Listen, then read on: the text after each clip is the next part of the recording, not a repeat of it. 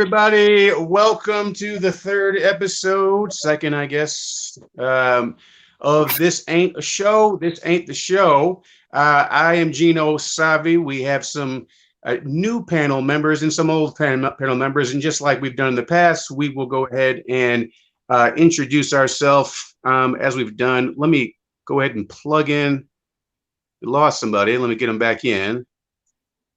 All right. Get him back in here. All right. So now we're all on the board. So Marcus, we'll go ahead and start with you since you are next. Go ahead, Marcus. All right, I'm Marcus Hemingway, live in DC. You can catch me on Instagram at marcus.hemingway.48, and I look forward to seeing you. John. Hey, my name is John Joseph, and I'm just an average Joe involved in politics. You guys can follow me at I am that leader on Instagram. Very cool. Mr. DJ LOL. Can you guys all hear me? Okay. Perfect. So I was a soul train dancer. I was on Married at First Sight, if you guys have ever seen that show. I'm a stand-up comic that was at Helium. I hosted my own open mic at Lucky 13. I'm a writer for the Really Late Show. I'm launching my own podcast. This is why I'm on here, because Gene, I went to high school with him. That was great.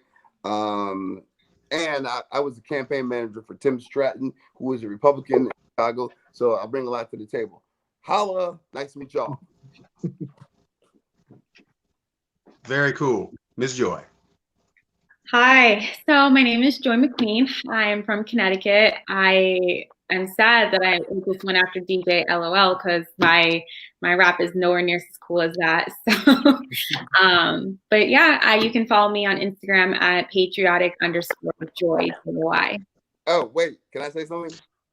Please. You can follow. No, she was like, yo, shut up, bro. But yeah, you can follow me on Instagram at KCG Entertainment 37. 37 was my football number. That's it. All right, so. Well, very cool. We've got all the pleasantries out of the way. Let's dig right into it in regards to the debate last night. And so with that, I will go ahead and say, Joe, who built the cages? Who built the cages, Joe? Anybody go ahead and jump right as far as what they thought about the I know who built the cages. It was Abraham Lincoln. Did that go over your head? Yeah. Okay. All right. Okay. President Lincoln built the cages. Clearly. Yeah. No, hey, I mean, again, nobody be shy. Just go ahead and talk. I don't want to get anyone's way. You know, go ahead and have that. Gene, can we set the stage? I want to say this poem real quick. Can we do that? Or I can barely hear you. I'm sorry. Can we set the stage? I want to say this poem real quick. Or we can go into this, or we can do that in the next segment. Well, let's get into the poem a little bit later. We'll squeeze that in, but for right now, let's go ahead and go with the debate, because that's the most current thing. Everyone's talking about it right now. I promise you, we will get into that. My words are bond. Just remind me at about 7:45. I promise you, Hunter Biden is not on the ballot. So if you guys thought he was on the ballot, I'm just letting you know, sorry, not so. So he's not running for president. So like let's get over that. And she's right. I don't know if Abraham Lincoln built the cages. Obama. Okay, so if she's being facetious, I get it. Obama built the cages, but he built the cages for people to be protected. And Trump exacerbated that and made it to a situation where, hey, we're going to lock you in here, and your family, we're going to separate you from your family. So, hey, it's great. It's not great. That's who built the cages. Obama. Well, no, look, if you're talking about a holding situation, a holding cell, or somewhere you can contain people till they are moved to a different location, that's what you're talking about. That's only but let me finish though. That's a temporary fix for a long-term situation.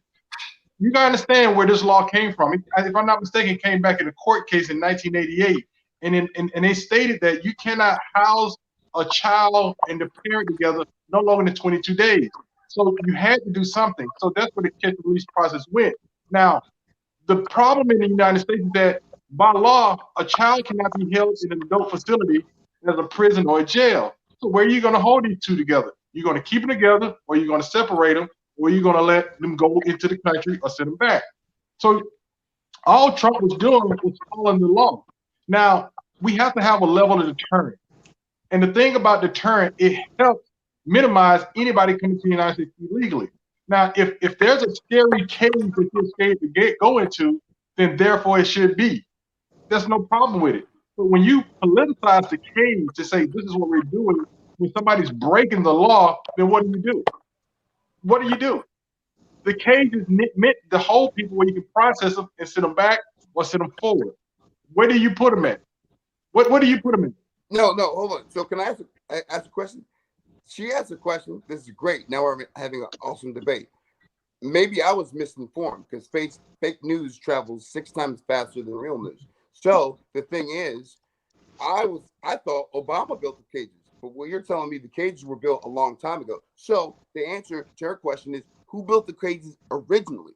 Because the thing is, Trump is smart. He's like does a Jedi mind trick. Oh, let's talk about who built the cages. And what you're telling me right now had nothing to do with Obama's administration, if I can hear you correctly, right? Obama probably built some cages. Clinton probably built some cages. Bush 1 and Bush 2 probably built some cages. Carter probably built some cages. Cages already been there. Okay. Somebody has to hold them. Who built them? And so I want to go ahead and you know what? I want to go ahead and step in and with that being said, it's a moot point because what happens if you go ahead and commit a crime with your kid in the back of your car? Your kid is not going with you. Exactly. So I mean, it's one of those things to where I did think it was kind of a mic drop moment, only because all the fingers being pointed at the thing that you left behind, and there's depending on whatever you thought was the winner or the loser of that debate. I'll just go ahead and ask everybody, what was the biggest takeaway that everybody took away from, the debate? Anybody? So, first off, let me just say the winner was clear. It was President Trump. You're absolutely right, DJ LOL. I was being facetious. Obviously, Abraham Lincoln didn't build those cages, but we know for a fact that Donald Trump was just following the law. President Trump was just following the law.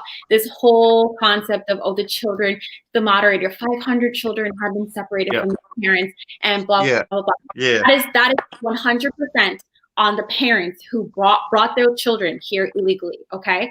Let me just go on record and say you can go and find footage where Obama, during his administration, said that these parents must not bring their kids to the border.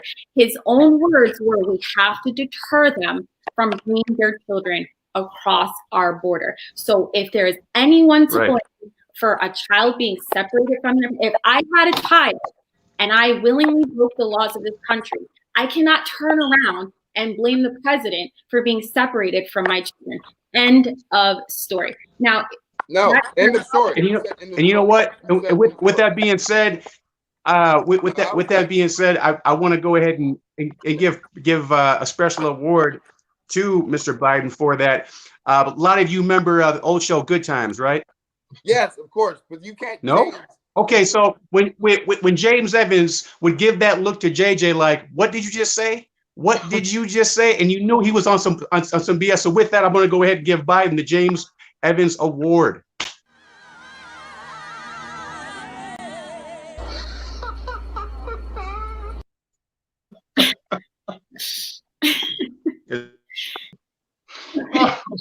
Nah, man, this is not funny. Gene, you set me up, okay?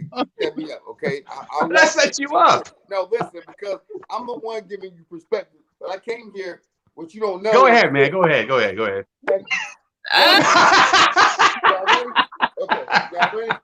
all right. Okay.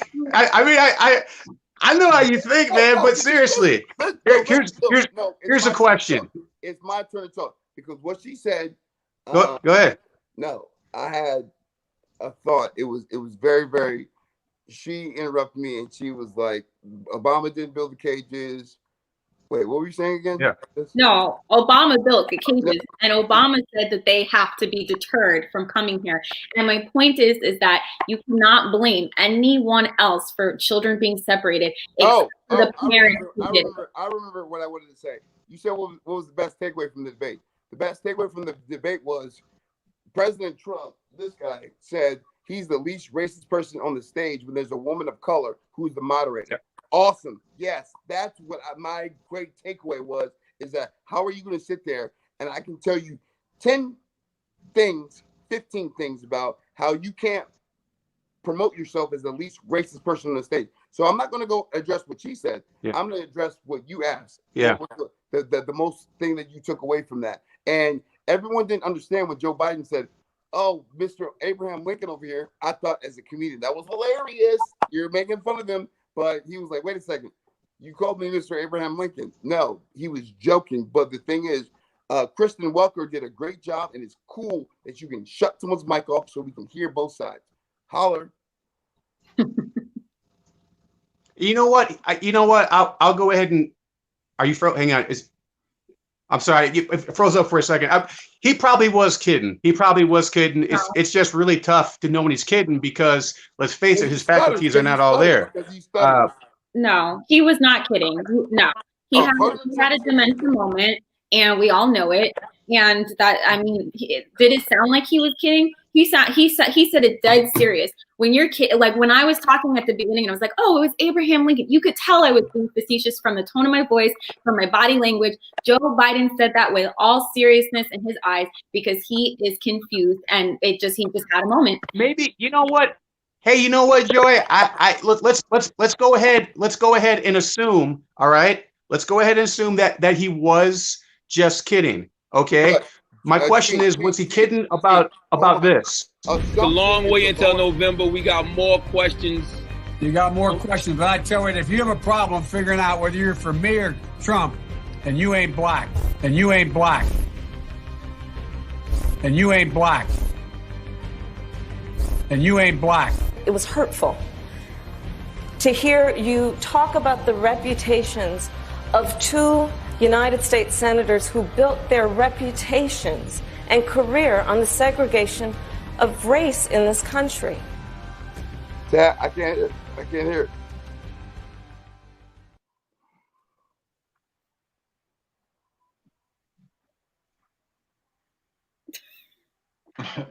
Look, he went kidding on that one. So that one,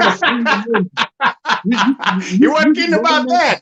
Now, I tell you what, even if I wasn't in politics, if some white guy told me that if I don't vote for him, then I ain't black. Hey man, I know about politics, but I know I'm not your nigga. I tell you that. And so it's still simple. Whoa. Gene, you're the one who wore the shirt. We shouldn't say that word. I agree with that. I subscribe to that. And you know what? That's exactly why I said it, because that's exactly what he was saying. That's exactly what he was saying is if you don't vote for me, black boy, black man, black woman, then you ain't black. So that is the epitome of a slave master mentality. The nerve of somebody saying that you better vote for me because you are my nigga. That's exactly what that meant. And so that's why I wear that shirt. He's like, whoa. I'm my own individual. Everybody on here is their own individual. And so last I checked, we're all free individuals. And I love how we talk about so much so much racism, but yet we see something as racist as that is. And it's like, oh, well, he's just an old man. Meanwhile, the guy gives a eulogy at Robert Byrd's funeral. Yeah. He makes the crime bill of 94. I'm like, the list goes on, man. So it's just like, I couldn't go for the two. I'm gonna get upset. What happened to the Central Park 5? What happened? No.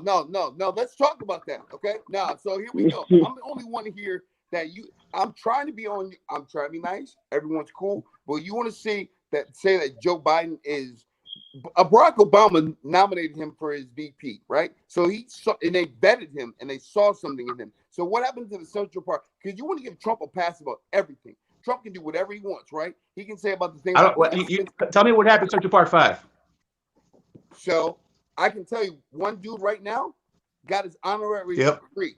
Okay, so if you follow that, none of them they all got exonerated. Thank you. Okay. What do you want to know about that? I mean, what's the question? I don't know about it. That's what I'm asking you. I'm asking. I don't know about it. That Trump took out a full-page ad, and these guys said, I listen, Gene. If you don't know, like, it's. Can I ask you a couple of questions though? You ask me a question. Let's go. So one of the main questions is, how did Trump make these kids admit to a crime they didn't even do in the first place? The police did that. Okay, so did Trump do it? Trump took out a full-page ad. Okay, but no. But did Trump? No. That's what we're not doing today. No, that's what we want to do. That's what we got to do, because was Trump the judge in the trial? Was he the attorney? Was he the defense lawyer? He was not. Okay, so what is your point? Wait a minute. It was found out that they were innocent. Trump kept going.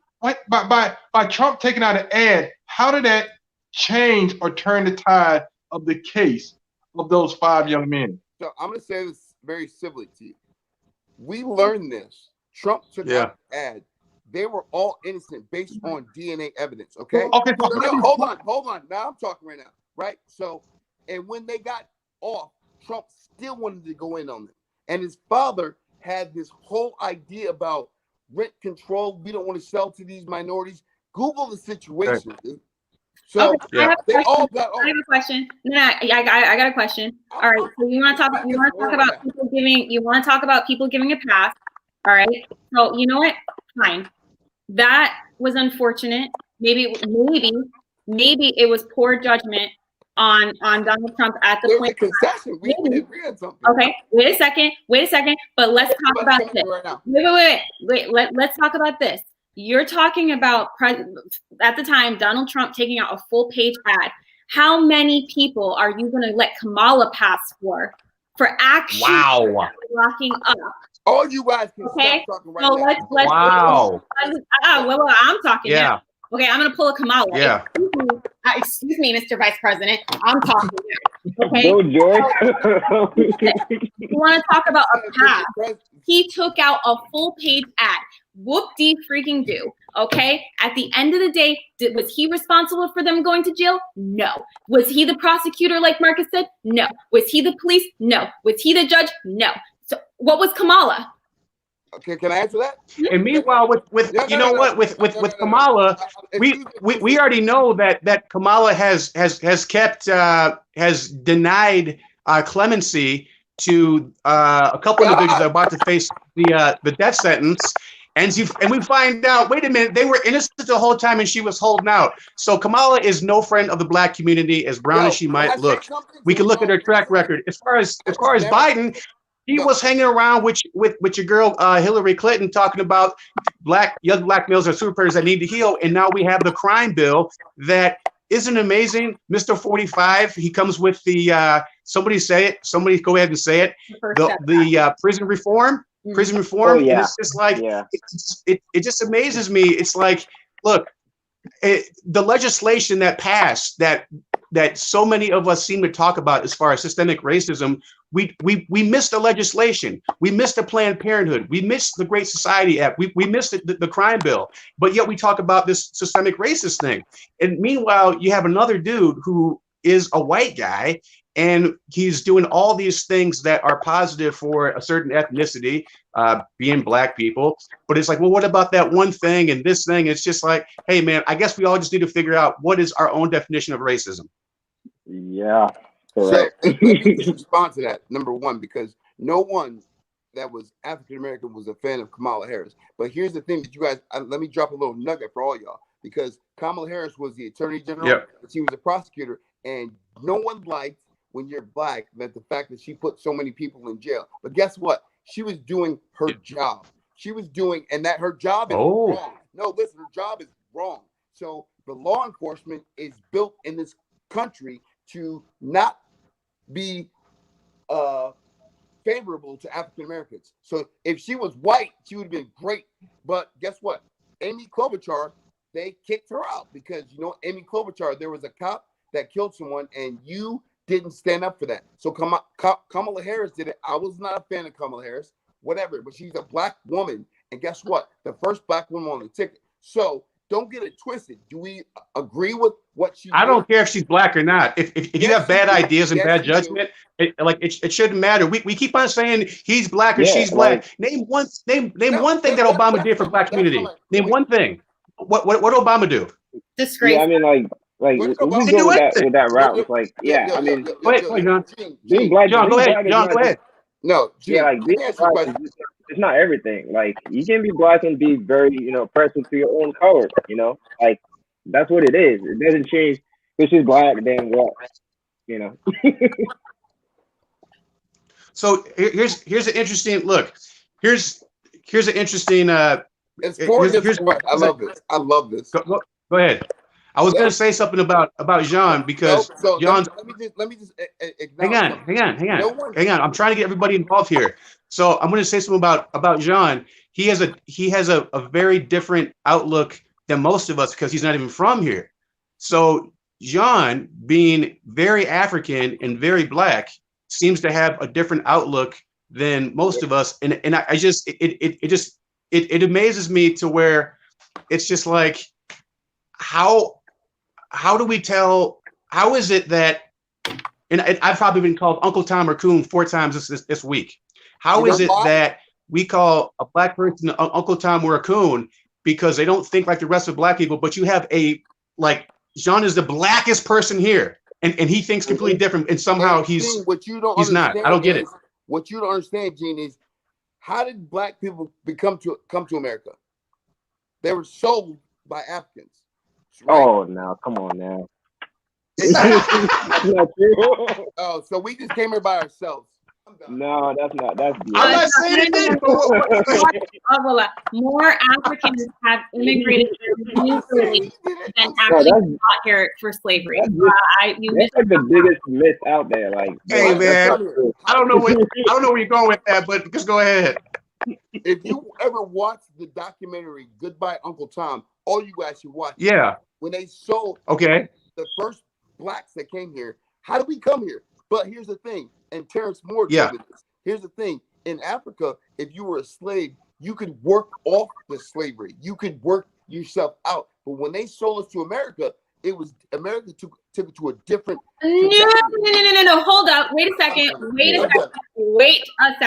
You do understand that when blacks first came here, before we were the United States of America, all right, we were indentured servants. Africans were indentured servants. They worked for 7 years, and then they were set free. And they wait a second, and then it was a black man.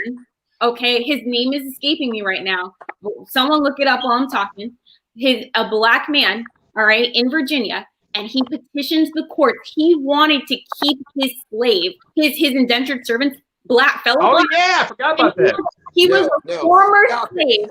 And he was the one that actually started slavery because we were originally we were indentured servants, just like you said in Africa. We were indentured servants, and then it was a black man who actually petitioned the court so that blacks would no longer be granted their freedom after 7 years. I'm agreeing with you. One more thing is that let me tell you a little story. John Joseph, I'm not coming at you, bro. I'm just saying. No, I get it, but I have to tell you a little story, right? So I don't know if you guys are familiar with Liberia and Sierra Leone, like in West Africa. Those were like right. Yeah. So real quick, just can you guys tell me exactly what happened? Because they had a big civil war, I think, for 20 years or so. It was deadly and everything. Do you guys have any idea how things went down? All right, so here's the thing. So everything happened after former slaves got freed, and they, I think it was under James Monroe, got sent to Africa, right? So when they got back there, they were pretty much a minority, anyways. So the locals were like, well, we've been here, and you guys went and came back. So I mean, we've been doing our thing, but the former slaves were actually trying to dictate how things go, right? And they were very slim minorities. So what happened is they were pretty much enslaving the locals. You see what I'm saying? So this whole racist thing, it just doesn't work because you told the former slaves to enslave their own people. It weren't white people. So my definition of racism is just about like power. Whenever you're in a position of power, you think you like mistreat people. That's what it is. I mean, there's so many cases in Africa where You like know what?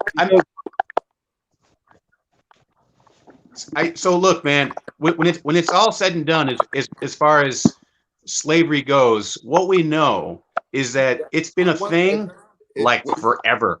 It's been a thing forever, and we still have slavery going on through sex trafficking in the north part of Africa as well. So, like I say, anybody who's really passionate about fighting slavery, go ahead and have at it. But in the meantime, it's like none of us here were slaves. None of our parents were slaves. And so I do understand the argument when people say, well, we're descendants of it and we're still being oppressed. I have a hard time seeing it. I have a hard time seeing it, especially where we're at right now. So go ahead, man. No, I'm saying, would you ask, are we descendants of slaves? Yeah. Because I am. I think. Thank you. Which, so we're descendants. So I'll go ahead. I'm sorry, Joey. Go ahead. I'm not. And you know what? I know we're on this topic about slavery, and so I've done a little bit of research, right, about slavery, and a little bit. And it's funny that you talk about being descendants of slaves, and it's very interesting because when you look at the African slave trade, there was two slave trades. Okay, there was the transatlantic, where people across the Atlantic, and of the transatlantic, 95% actually went to the Caribbean and Brazil.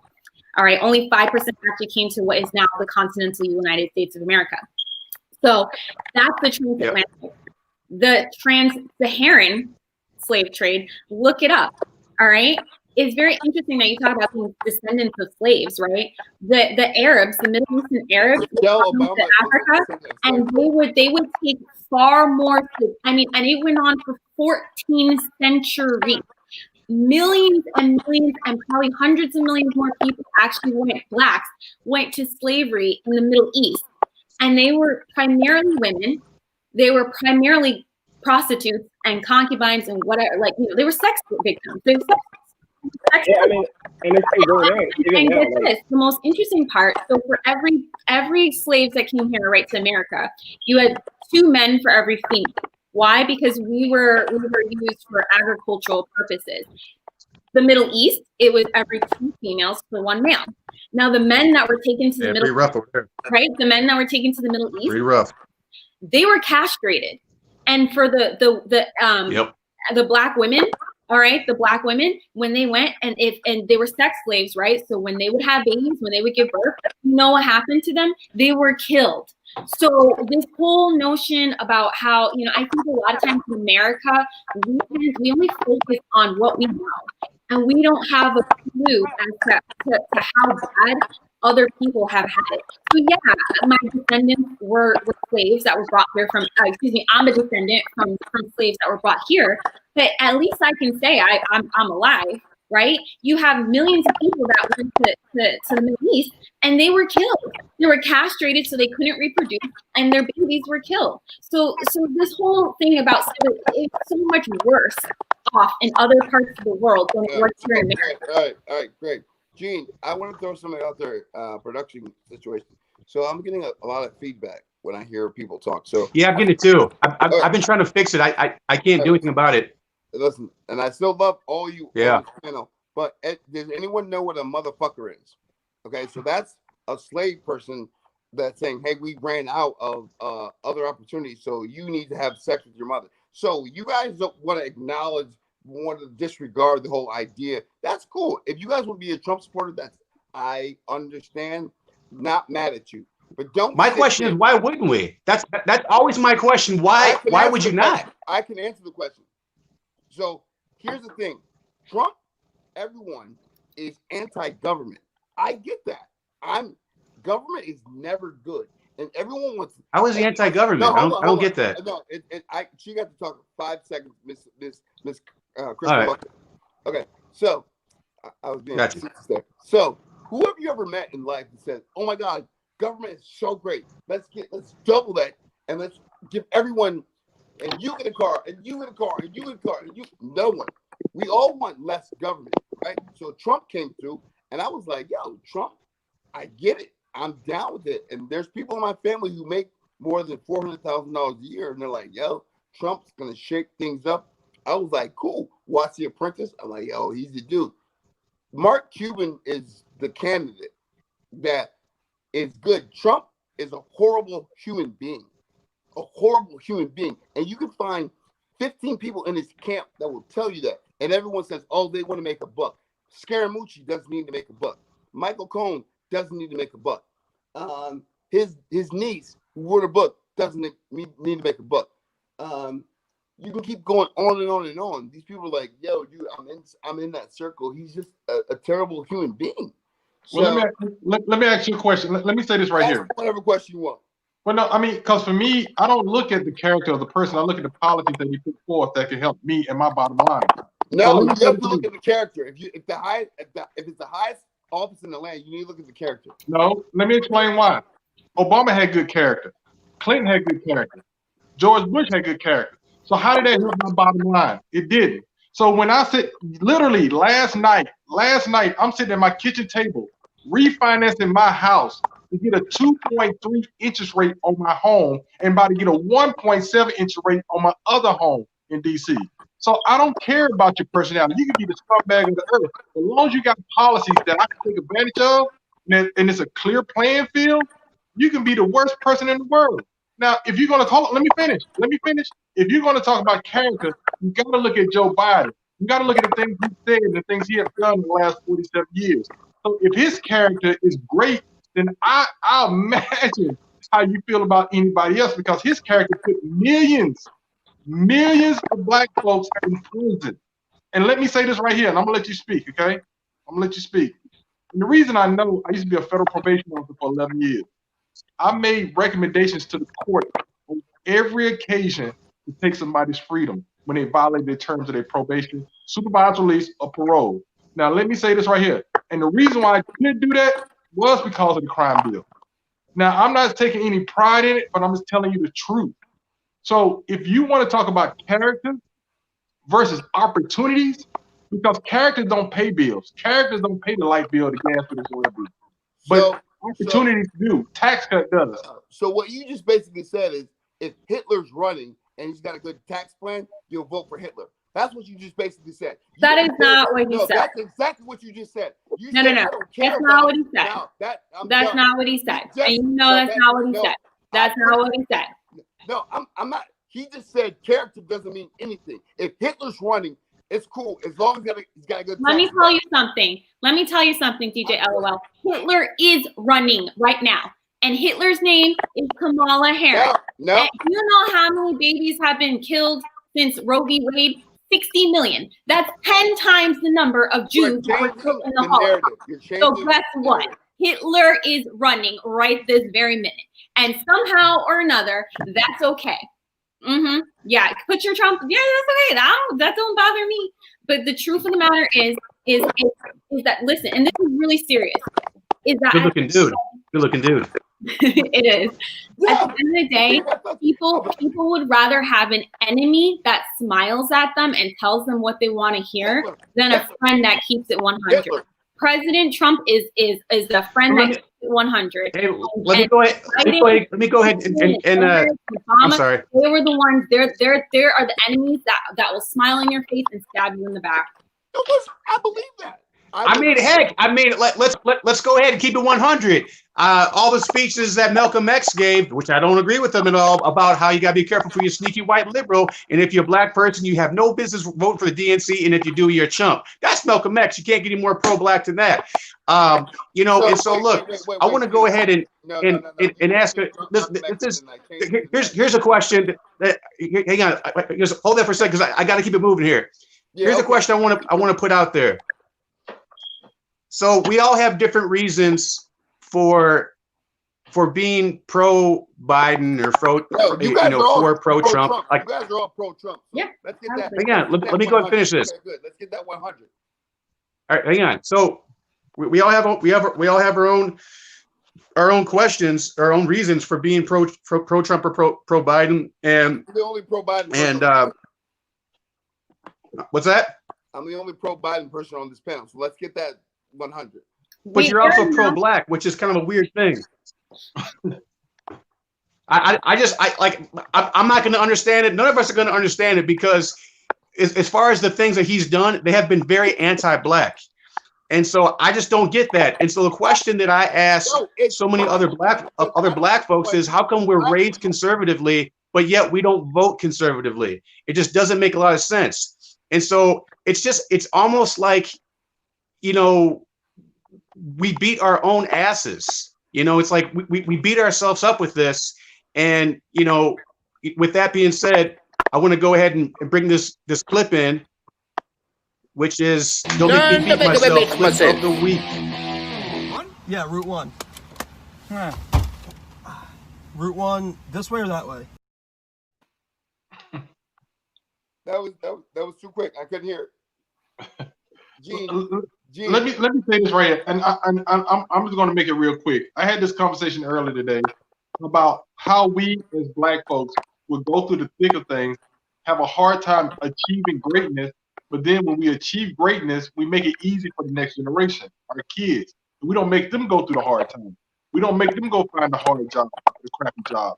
We don't teach them the same things that we was taught to achieve in life. Because once you start making over $100,000, $200,000, and you just want to make your kids' life easy to some degree. And I think that's where the disconnect happens sometimes. So I was raised conservative. I was raised to work hard and go cut grass and rake leaves. But when my kids came up, I was like, nah, I got you. Here go your video game. No, don't worry about money for sneakers. I got you.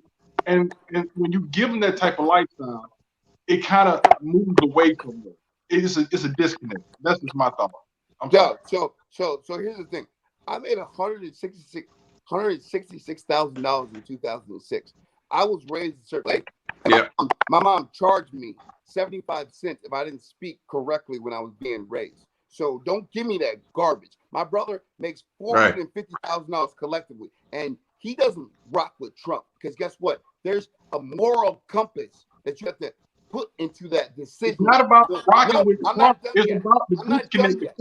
The question was the disconnect. How do we lose these conservative values from the next generation? If you was raised conservative, Here's what If you was raised conservative, nobody was raised conservative.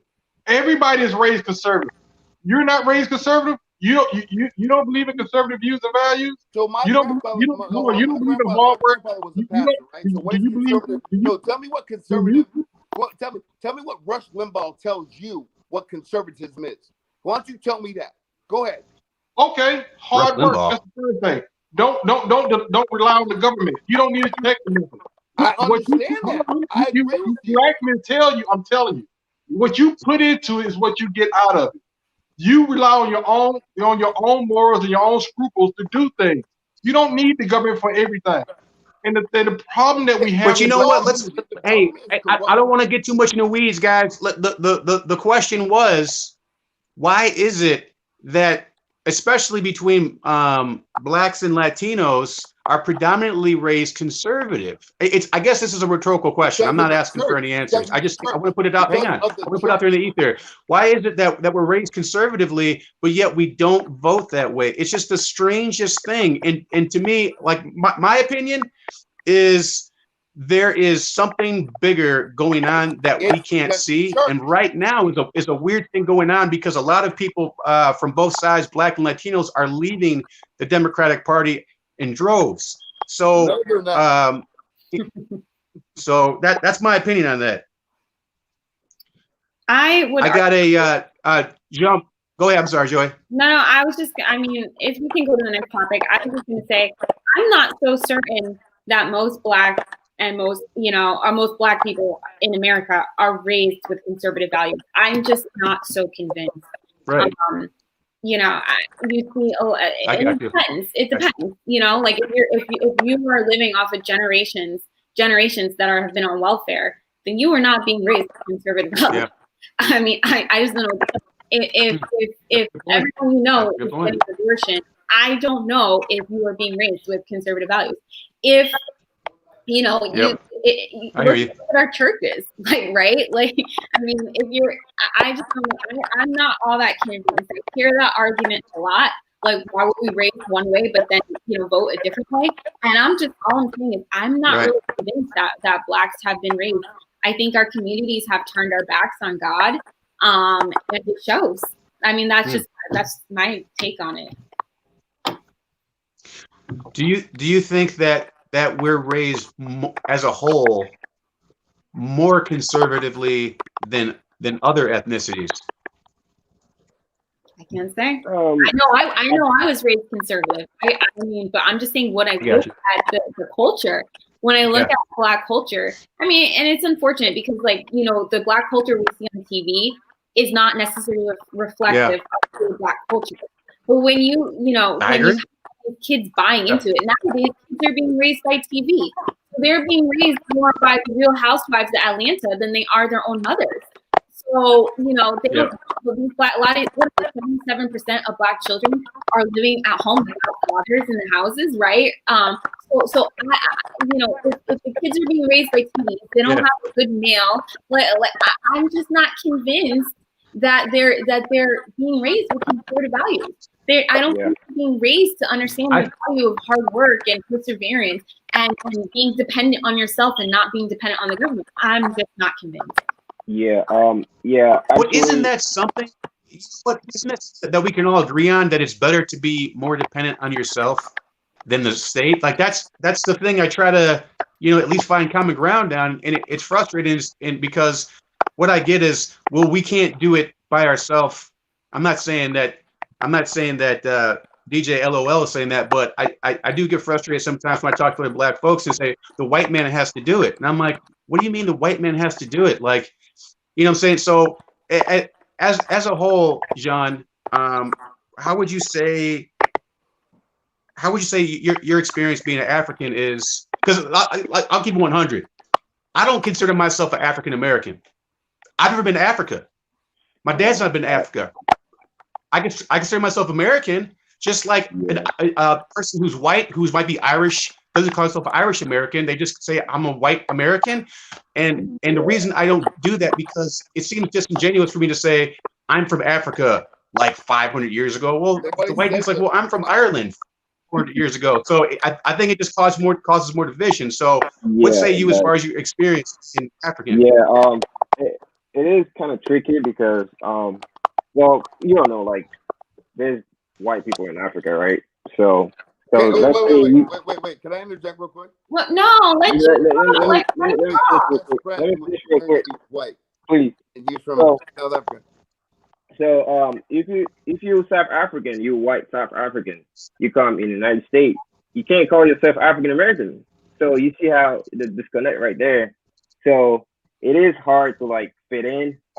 I just usually don't use African Americans because, I mean, I don't think it's supposed to be that way anyways. I think, America is America. Everybody should be, on the same label as American citizen.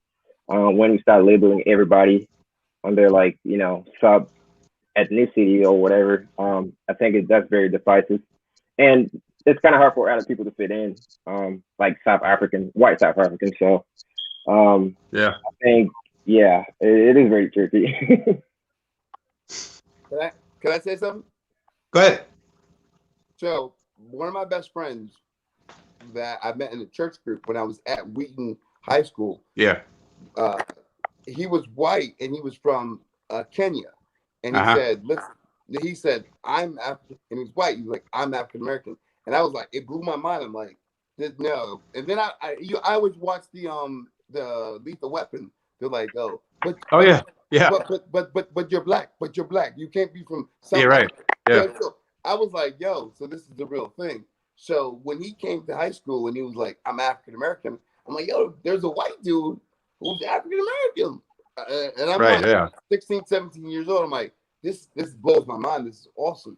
And I think that's a real thing. If you're African, but it depends if it was before apartheid or after. If you're white, and his family was like, they were missionaries. So it was like, yo, we're African and we're American, and I'm more black than you. I didn't like that part. I didn't like the whole "you're more black than me," but I was like, okay, I get it. So I'm just throwing it out there. I apologize. I'm gonna mute myself. I'm done. Let me say, No, that's good, man. Joe, I'm gonna have to disagree with you, and the reason why I disagree with you is that even if somebody is being raised on government assistance, they still have conservative views and values. And the reason I know is that going into these homes and working with social workers and working with other counselors and talking to a bunch of people, when you sit down and talk to their ideology, even though they're receiving some type of government assistance, they still have government views. They believe in family. They believe in hard work. They believe in determination. Now, granted, some of these people take advantage of the system, but nevertheless, they try to raise their kids in a conservative way, but they don't even know what conservative views and ideology is to some degree, but they're living it in a way.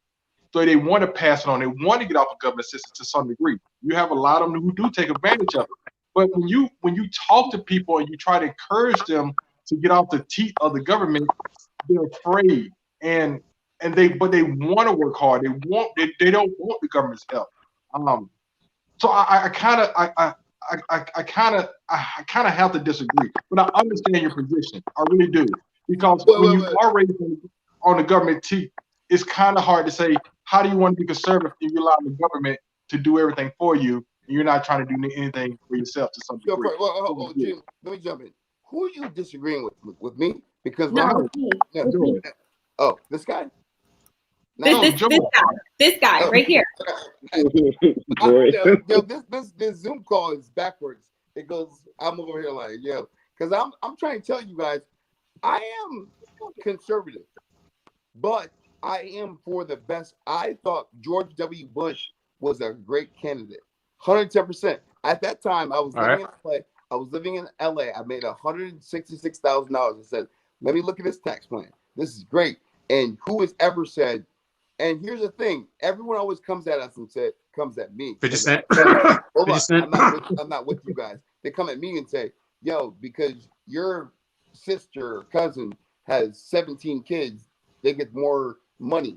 That's not good because it's a bad situation. We need a strong. I agree. We all agree on that. Okay, no, can I finish? Because we do agree on some things, but the thing is, it's conservatism is not a bad thing. I get that, and I'm like, I am a person who works for a union, and I see that I work hard, and those people don't work hard, and they get the same. Nobody wants that. No, because I'm not right. That's kind of socialism. That's what we're talking about. That's what it's communism, not socialism. That's how socialism works. You have a few people who work hard, and then you have others, like in your union, that say, "I can't get fired, so choke yourself." That's the whole attitude. You go to all these communist countries, socialist countries, and they suck because they have that. Look at it, man. Check this out. Here's look. We've all played sports. What's up? I'm on this podcast trying to hear you guys, and my phone's about to die. But no, well, that's why I'm trying to jump in. DJ LOL, you got to speak with the mic because it's really hard to hear you. So can you hear me now? Yes. Yep, that works. Yeah. So look, all of us, when we play team sports, we all take part in conservatism. There's no socialism in sports. It doesn't exist. And so we're okay, basically going out there and busting our butt, getting a home run, touchdown, dunk, whatever. And so if we had to split that with somebody else, we would not play that sport. We would be done playing football, basketball, whatever. And so, certain things are offensive because of a personality, as opposed to certain things are offensive because it takes away from our convenience. So I want to bring this clip up real quick that I saw and this past week. And this is exactly the type of, I guess, thinking. It's so ridiculous when you look at this, because you have a dude who's speaking from. Hello. I made it. Yeah, I can hear you. You have a guy who's successful in his own right, and yet he's talking in a way to where he hasn't figured it out, and it's taking one step back and two steps one step forward and two steps back. Excuse me, stuttering. So I'm gonna go ahead and play this clip real quick, and we'll go ahead and we'll have some commentary. Oh, Joe Biden. For Hispanics Joe Biden's to on the vote call. for Trump. Joe Biden. There was an article I saw in the paper this week that talked about how, and I thought this was sort of trading on stereotypes. It said that Trump is doing rather well with young Latino men because of the machismo factor. And, well, I see you shaking your head. Is it bad to say? Latin people for Republicans are like roaches for Raid. Let's just get real. So I just feel like there's a level of self-hate or just lack of care for the rest of your Latin brothers and sisters who are in cages, who are being demonized by this president. I mean, hate crimes against Latin people are way up. And how can you not? I mean, 23 people were shot in El Paso for just being Latin, and you don't care, so you're going to go for this braggadocio president? I just feel like it's self-hating and selfish. So, so before we say anything, everyone, everyone raise your hand. Everyone raise your hand if you watch that movie. If you watch that movie, raise your hand. One second. I did. 1 second. So I watched that episode. That's okay. That's John Leguizamo, he's an achieved actor. All right, yeah. He's doing his thing. And so he's starting off by saying black folks for the Republican Party are like roaches to Raid. You know, and it's just like, because we don't think like you, we're roaches to Raid. And so I love this whole thing about this type of thinking to where we're not judges, you shouldn't judge blah, blah, blah, blah. And then the same people who say that judge you. I just had a damn debate this past week with the BLM member. And I understand that he meant well, but it was the same type of thinking. And he ends up, he tells me, well, I just measure progress because we're not judges, we shouldn't judge. And I said, you just made a self-defeating statement. And he's like, what do you mean? I'm like, you just judged me not to judge. That's a self-defeating statement. And meanwhile, you know damn well that we all believe that murder, pedophilia, and rape is wrong. And it's just like, it's this type of thinking. It's this type of thinking that we fight with back and forth. And you have somebody who's made it in talking about just giving out, broad statements, being killed just for being Latino. Man, get out of here with that. No, You're Latino, we're going to go ahead and kill you. Stop it. And it's just like, Latinos. So how's that comes fault? Who watched the movie? Who watched the movie? Who watched the movie? I watched the movie, and I'm a big Bill Maher fan. Who watched the movie? So I can understand who I'm talking to. It was about taking kids off the street and teaching them how to play chess. Okay? And don't get it twisted. If you're in the hood, you can get offed in 2 seconds. It happens no matter what city you're in. So John Leguizamo, I have a problem. I'm like Biden. I'm stuttering. He did a good job, and Bill Maher said, I'm sorry that you made that movie during COVID because no one went to go see it. It's a great movie. You'll do well in the next National Film Festival. Who watched the movie? I watched the movie. So don't get it twisted. What movie? The movie you just showed a clip from. It's not a clip from a movie. Yes, it is. No, it's not. A movie. They were promoting. No, it's not. They were promoting the movie. No, it's not. It's called Critical Thinking. Critical Thinking was the movie they were talking about. I understand that, but that wasn't the movie I was showing. I was showing an interview with Bill Maher. Bill Maher promoted John Leguizamo's movie in that clip. If you watch the whole clip, that wasn't the movie I was talking about. It was the words that he was saying about the interview. So I haven't seen the movie. When you do when you do an interview with someone, you talk about the movie you just came out with. Okay. So okay, I'm not saying you don't, but I wasn't talking about the movie. I was talking about what he said. I'm sorry. Go ahead, Joy. Yeah. So okay, let's just get this straight. None of us watch a movie except for you, that's good. I'm glad you watched a movie. Great. Okay, but from that little clip, you're saying that this movie was about critical thinking. Well, whoever this John Lego, whatever his last name is. The title of the movie was Critical Thinking. Thank you. Oh, okay. So, but he's not critically thinking in that little interview right there. For him to say something so stupid that, okay, Latinos voting for the president is like raid for roaches. It doesn't even make any sense. And can I just point out, if President Trump says something like that, they'd be like, oh, he called the Latinos roaches. So I'm going to do the same doggone. Exactly. And you know it all day. You know it all day. Did he just call them roaches? But seriously though, he just did it. That's crazy, man. I mean, seriously, at the end of the day, the people are so delusional. They want to think that, the President Trump is for people dying and, blacks being killed by police and blah, blah, blah. I mean, it's just ridiculous. How can you make this? What proof, what evidence does he have to say that 23 people dying in El Paso has anything to do for There's being nothing? That's what I'm saying. That's exactly Can we change? I want to ask one question. I want to ask one question for this. Hey, you know what? I'm going to have to go ahead and give Mr. Liquizamo the James Evans Award as well. All right, great. So.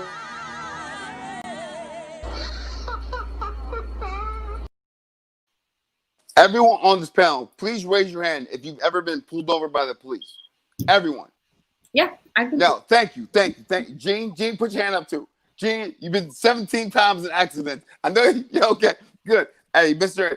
John. I'm just trying to bring some levity, man. Come on, down. Okay, listen, I'm a comedian, damn it. I love levity. I love that. So I know. Everyone. So hey, no, seriously, dude. Look, no, Senator Scott. Here's a question. I like to go through hypothetical questions every show, and this is just kind of like to get off of the political stuff. And this is DJ LOL. We'll go with you first. If you were, and now we probably all had this discussion, but I'll throw it out. If you were on the plantation, we were all on the plantation. Oh my God! Would you leave, and how would you do it? I'm serious. I'm being serious. Okay, so I appreciate that question. I would get killed. Yeah. No, I would get killed. Okay, why? You know why? Because I work on a plantation right now at UPS, and I want to kill everyone. No, don't get it twisted, because I got a personality, and it's don't say those names, man. Don't say that. Don't say those names on this deal. Okay, you can edit that on the cutting room floor. He meant BPS. Okay. It was a different company. Okay, whatever. I'm just saying. I can tell you something. Jobs, I'm comfortable in my own skin. You can't talk to me like that. Yeah. I'm successful. I've been successful. I'm probably smarter than all of you guys. So if I was a slave, master, I'm gonna take today off because I work so hard, master. No. Harriet Tubman, great person. I would probably get killed trying to free myself. 110%. Well, you're in good company because all the first slaves that escaped, they were all Republicans. So we're all good company. Yo, UPS, Biggie was right. Don't get mad. UPS is hiring. You can't get in trouble with UPS. They will hire anybody. I didn't say anything about it. Hey, I didn't. I'm not bringing anything. You was like, don't put no names on that. I'm not bringing them in. No, I asked that because everybody has this notion, or I shouldn't say everybody. Every black folk seems to have the discussion. You guys all like to paint a broad brush about black people. That's not true. What? No, Gene, you're cool because you're Italian and black, right? I'm Irish and black. Okay. But don't forget where we came from. Don't forget that you can be successful like you are. You guys can all be successful, but the cops are coming. I mean, we all agree on. I don't think anyone's arguing about that. What I'm saying is, here's my point about that. Is we lost somebody. Okay. My point is, we have this we tend to have this discussion as far as we would leave the plantation if we were there, and you said very clearly that you would leave because you're basing off your experience. That I'm not going to say the alphabet letter of the name you work at, but because of that, and I get it. But what I do say is, you can say that about yourself and say, you know what, I took a big risk. I moved out to Hollywood. I take a big risk. I went to the military, and so that's how we really know. So.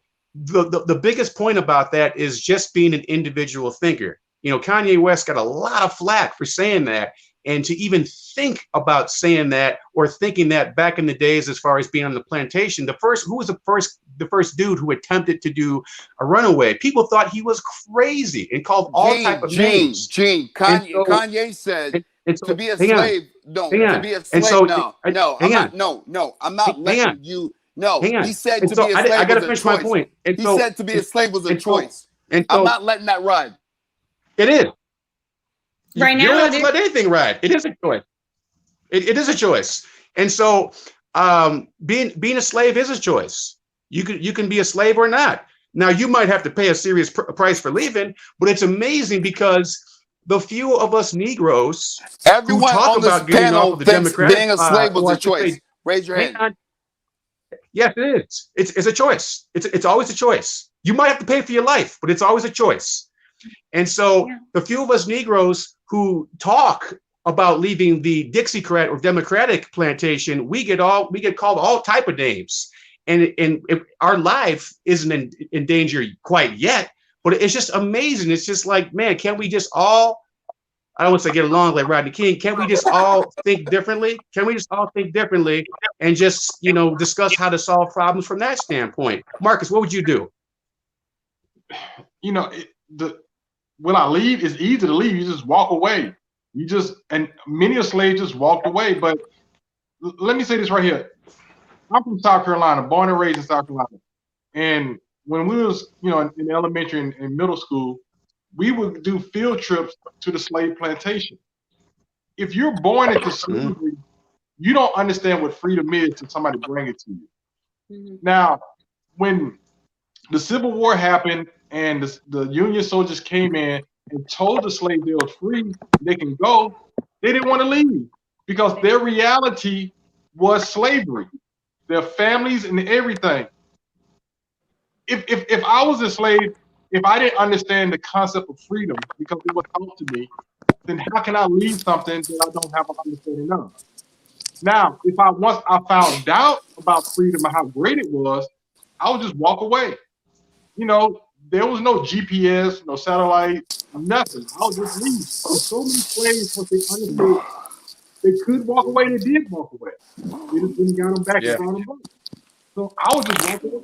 And like my man DJLS, once I understand, you probably don't have to kill because freedom is great. I like freedom. I couldn't do it. I couldn't do it. Did we lose Gene? I like what you said, Marcus, about, I like what you said about how a lot of times they didn't know what freedom was. If your reality and your mama's reality was on this plantation and you didn't know anything about freedom, it's probably a really hard concept to understand and to grasp. DJ LOL talked a little bit about Harriet Tubman, and I always like to throw this out there, but not many people know this, and I didn't watch the most recent movie, so I'm not sure.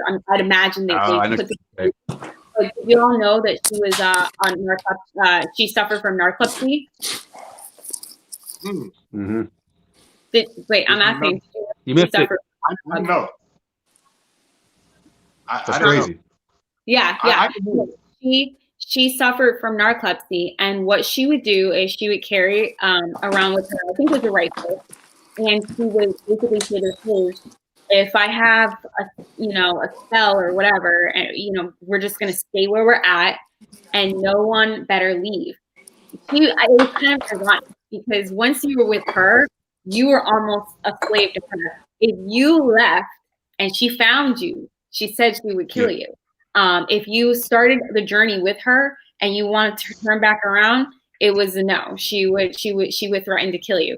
I love her. I think she's an amazing woman, but I think it's really cool. Most people don't know this, that she had narcolepsy. It was from a traumatic brain injury when she was like, I think about 11 or 12, got hit in the head. And ever since then, she had these narcoleptic bouts. Which one are we talking about? Who are we talking about? Harriet Tubman. So, did you watch the movie? No, I didn't actually. So my family got mad at me because the whole movie said, and Gene, maybe you can chime in on this or not.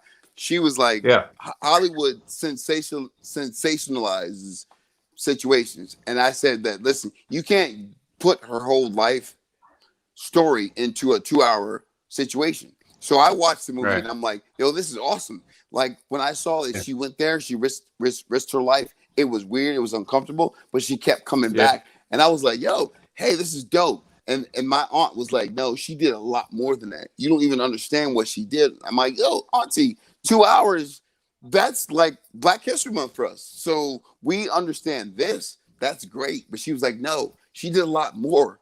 But listen, when you go to Wheaton North or Wheaton Warrenville or a high school, they only teach you so much. It's your obligation to go out there and learn more and understand the whole dynamic of everything. So listen, And you know what?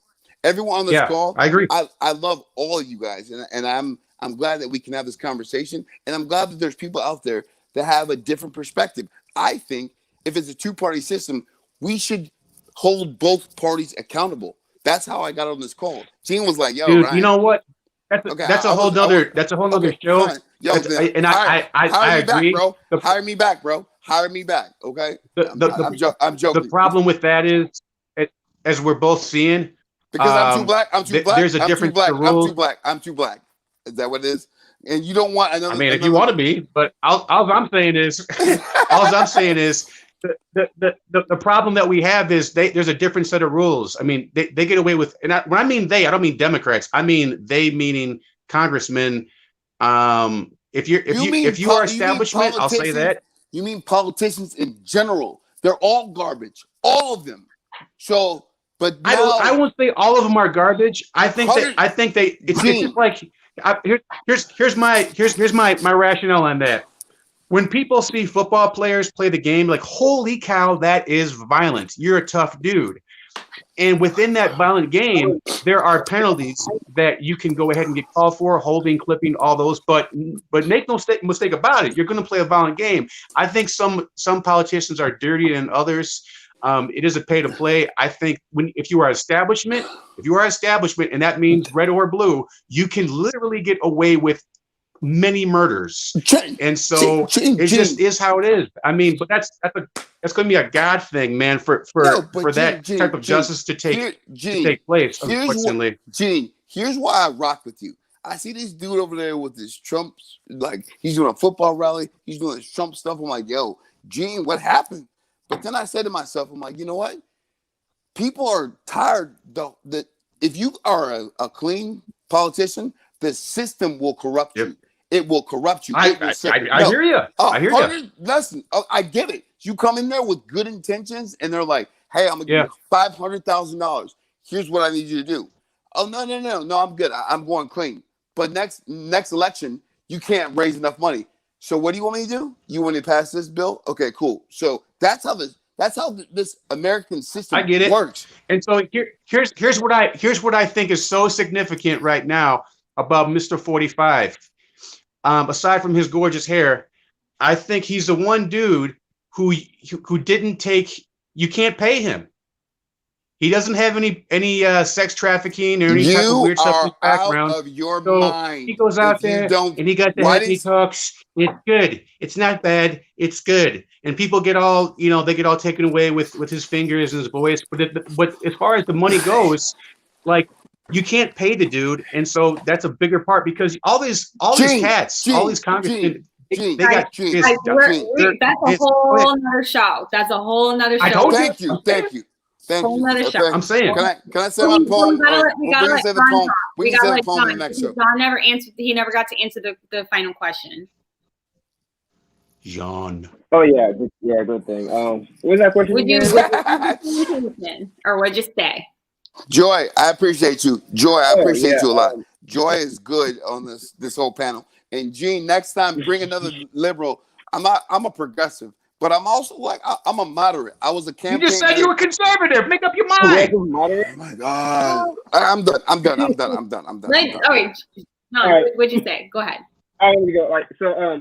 I like what Marcus or someone said something about like being a slave is a choice, and I think that's a natural thing because what happened was like some slaves got complacent with that whole situation, so like they didn't want to leave, like even if they had a choice, they'd be like, well, it's kind of weird, like, why would I want to leave now? I don't know what's gonna happen to me out there.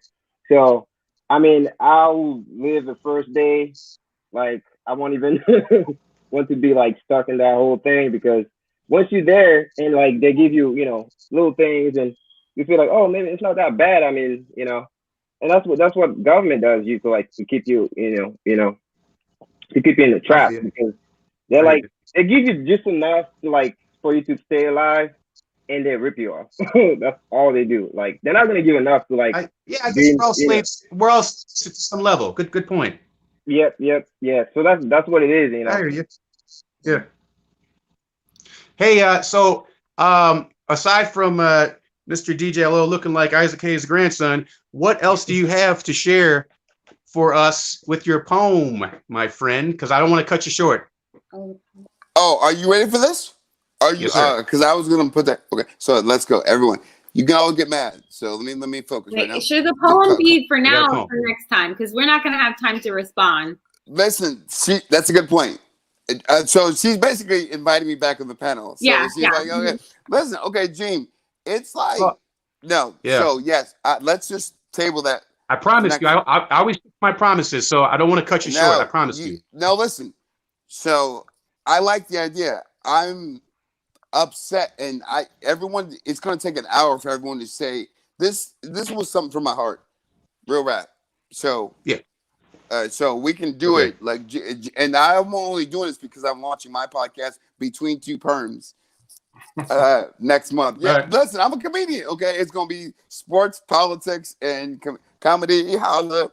And Gene, I want to leave here, and I'm gonna say something to everybody on this panel.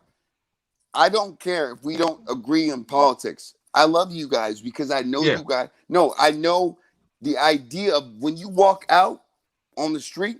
We go through the same situation. If you want to go down a different path, that's fine. I've got no problem, and I understand why people support Trump. I've got a different philosophy. I got a different perspective. That's okay.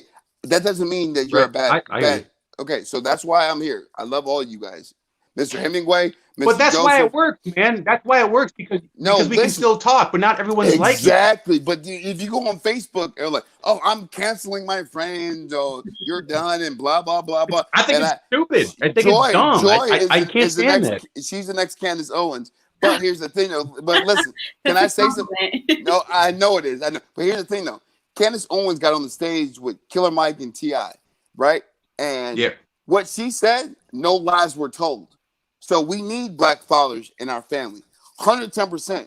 So what she said, we all agree, man. Thank you. Okay, so I'm done. Yeah, that's what. So hey, look, man. I don't want to cut you short, but you cut me short. Let's pick up about. I want to talk about that later. I mean, we all have different. That was my poem I was trying to retell. Okay, so whatever. Oh shoot! I'm sorry. Okay, go ahead. But no, you got me going. You got me going. I agree. Go ahead. Listen, what Joy said. I can read hers. Yeah. My name is DJ Lowell, by the way. L.O. Lowell. Okay. And I've got to do 5 minutes of stand-up for my family tomorrow. What Joy said makes sense. And I told you this, Gene, last week, Gino Sabe, that I got a big personality. And I got something that I want to say.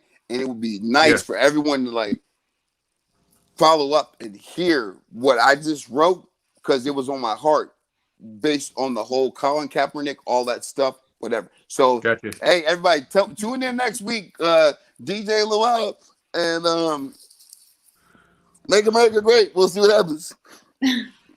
Well, here's what we have to do next week. We need to get more into what's going to happen. Joy was liking that. Joy was liking that picture. She was like, "Oh my God, that's my guy." Hey, oh my God. We next week we have to discuss what it will look like if Trump wins as opposed to if Biden wins. That's a whole show. Can I just say something? I have some other. Hang on. I have some other. I have some other guests that I'm going to be bringing on the show next week. I want everyone to know. So one of them is going to be. Gene has done a great job. I got it. So I just want to give everybody a heads up next week because next week I will be having most likely a law enforcement individual and possibly somebody from the military as we are getting into a potentially a civil war here pretty soon. A lot of people are calling for it. So that is going to be what we're talking about, but we could still get into a little bit of that. DJ Oloa, I just don't want to, cut you short or anything. What I wanted to say was everyone give it up for Gene. This is like his third episode. He's fucking doing his job. Like, yo, Gene, good job. No, Good everybody, job. Yeah, everybody. like, no, but This is listen, what we're all doing. And then I was as gonna long as say we're this. still talking, we're winning. I was gonna say this. My mom's a lesbian Yeah. in Chicago, and her partner's a police sergeant. So Right. I don't get pulled over, and that's black privilege. Is that Nice. really the thing? Okay, but Gene, good job. Love you guys. You guys have all been nice. And Gene, next time, don't set me up. Me against 5. Thank you. All right. Okay. Cool. I told Cheers. you. Hold up, Now grown you man. I set told me you up. when you came into the dragon's lair. I told you when you came into the dragon's lair. No, Where we coming at? Yeah. And so check it out. Look, I'm the type of individual. I'll just go ahead and say this about me. I make sure, just like I'm being very transparent right now. I kind of have what you call a maverick personality, to where John McCain. Yeah, okay. AKA creator of ISIS. And so I have the personality. Are you serious? That basically the more people I gotta fight, or the bigger person, I fight harder. That's just me though. That's just me. Yo, I mean, I wouldn't call myself you are a gentle, sometimes I do kind of walk like it. Gene, you are a gentle giant. You are a dude that's big. No one was gonna rock with you. They're like, yo, I don't want none. I don't want to catch these hands. I'm at this Trump rally. Gene's like, yo, what's up? You see these arms? Gene was like, yo. And that's then not true. That just goes to show you've never been to one of these. You've never been to one. You got the craziest people that come out. But you know what? Hey, I'll say this. If you were to come to one, you get nothing but love. I am never.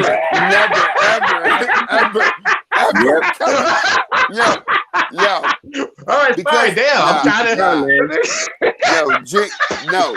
Why is that so funny? I am never coming to one. I'm gonna get COVID. Hey, okay. I'm sorry. I invited you. Sorry. You don't even. All right. Hey, we're gonna go ahead. We're going to go ahead and close it out. I appreciate everybody for tuning in. We will have more and better and more. I'm losing my words right now. It's getting kind of late. But we're going to have a great show next week. Thanks for tuning in this week. Everybody go ahead and give your sign-off handle if you want to. And in the meantime, God bless and be well. Go ahead, Marcus. Marcus.Hemaway and Marcus.Hemaway.58 at Instagram. That's where you catch all my stuff. Boom. All right. Me is at I am that leader on Instagram. All right. Patriotic_JOI on Instagram.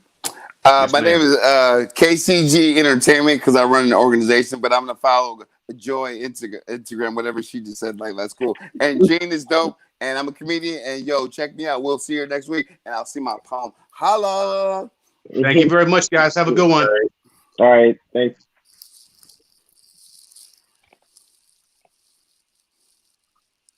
Bye, Gene.